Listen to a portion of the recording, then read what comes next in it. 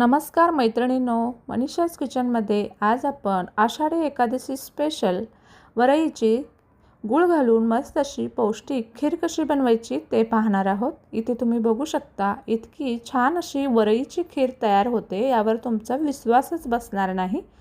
चला तर मग रेसिपीला सुरुवात करूया। इथे साहित्य काय काय लागणार आहे ते पाहूया। इथे मी एक छोटी वाटी भरून वरई घेतलेली आहे, एक वाटी गूळ घेतलेला आहे आणि अर्धी वाटी भरून ओल्या नारळाचा किस घेतलेला आहे। थोडेसे ड्राय फ्रूट्स, काजू बदामाचे काप, 1-2 चमचे तूप, वेलची जायफळची पूड आणि अर्धा लिटर दूध घेतलेलं आहे। इथे सर्वात आधी आपल्याला वरी स्वच्छ 2 वेळेला धुवून घ्यायची आहे। वरी धुवून घेतल्यानंतर ती आपल्याला एखाद्या चाळणीवरती गाळून घ्यायची आहे, त्यातील सर्व पाणी काढून घ्यायचं आहे। वरी जितकी तुम्हाला खीर बनवायची आहे तितकी घ्या, जास्त जर वरी घेतली तर खीर घट्ट होऊ शकते, त्यामुळे वरी थोडीशी कमीच घ्या। त्यानंतर आता पूर्ण यातील पाणी गाळून घेतल्यानंतर इथे गॅसवरती कढई गरम करत ठेवलेली आहे। दूधसुद्धा एका साईडला गरम करत ठेवलेलं आहे। आता पहिल्यांदा आपल्याला वरी अशीच थोडीशी गरम कढईमध्ये परतून घ्यायची आहे, कारण ती थोडीशी ओलसर आहे, त्यामुळे त्यातील पाणी सुकेपर्यंत 1-2 मिनटं अशीच आपल्याला परतवून घ्यायची आहे। 1-2 मिनटानंतर यातील पूर्ण पाणी असे सुकून जाते। त्यानंतर आपल्याला यामध्ये 1 चमचाभर तूप घालून छान अशी वरी खरपूस अशी भाजून घ्यायची आहे। इथे तुम्ही बघू शकता, इथे तुम्हाला ही वरी अगदी थोडीशीच दिसत असेल, पण ह्याची खीर 4 माणसांना पुरेल इतकी तयार होते। 4 वाट्या तुम्ही बघू शकता पुढे व्हिडिओमध्ये।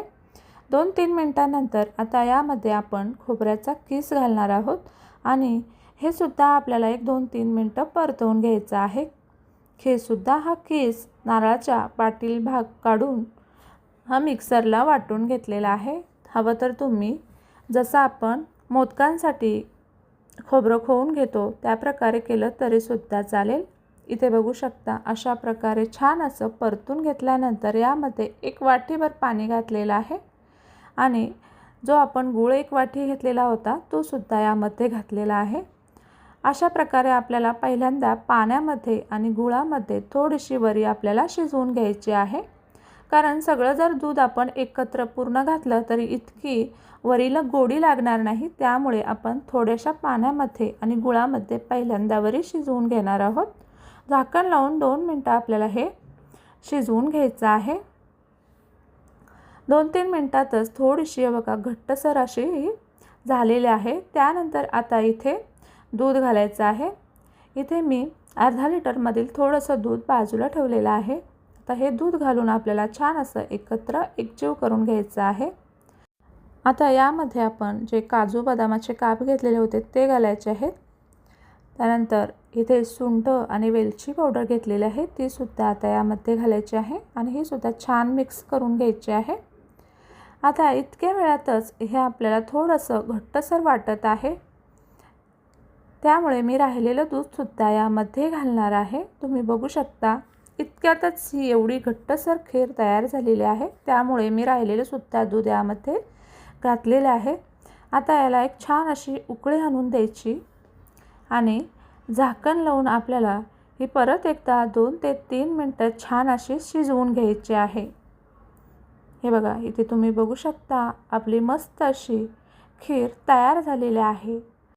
दिसायला तर इतकी सुंदर दिसत आहे की ही वरईची खीर आहे म्हणून कोणाला कळणार सुद्धा नाही।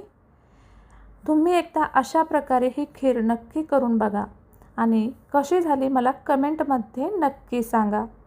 इथे वरतून थोडंसं तूप घालायचं आणि छान अशी खीर सर्व करायची। चला तर मग मैत्रिणींनो, भेटूया अशाच एका छानशा व्हिडिओसोबत। तोपर्यंत धन्यवाद। आणि तुम्हाला आषाढी एकादशी स्पेशल उपवासाची कोणती रेसिपी पाहायला आवडेल ती मला कमेंट करून नक्की सांगा।